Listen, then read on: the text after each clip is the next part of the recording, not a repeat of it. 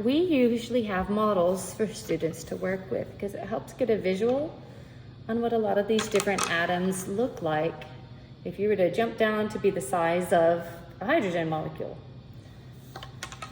Since you don't have these to handle, I'm going to show you how they work, and I'm going to suggest that you get 4 pins with different colors.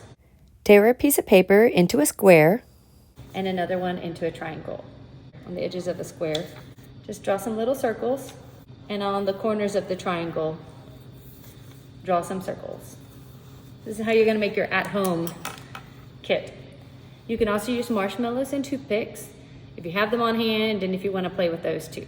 Now in the pre-lab video, you already learned how to count valence electrons, and then you learned how to do a Lewis dot structure. So for the first one, it was H, C, and N. So that's 3 atoms. And I'm going to give you some examples. So for example, this is an atom, this is an atom, and this is an atom. So that would be 3 atoms.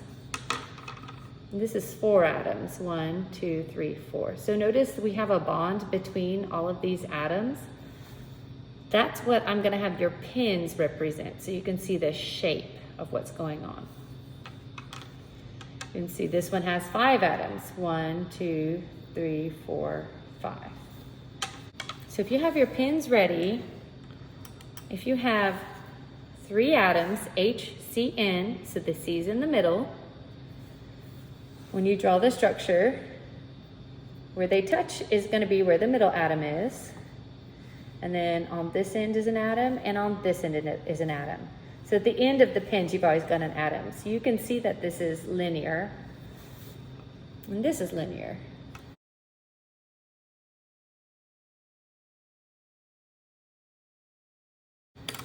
This is the only one in the kit that kind of looks like this.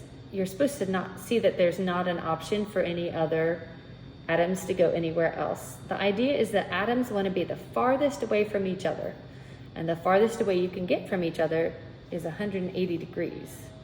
If you had it here, they're not far away from each other anymore. Now they're close to each other.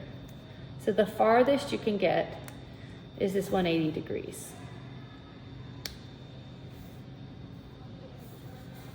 So this is the Lewis dot structure. It's going to lead to the electron geometry. So that's like the simple. And for electron geometry, there's only 6 possible name options. So you have the one. This is the next one.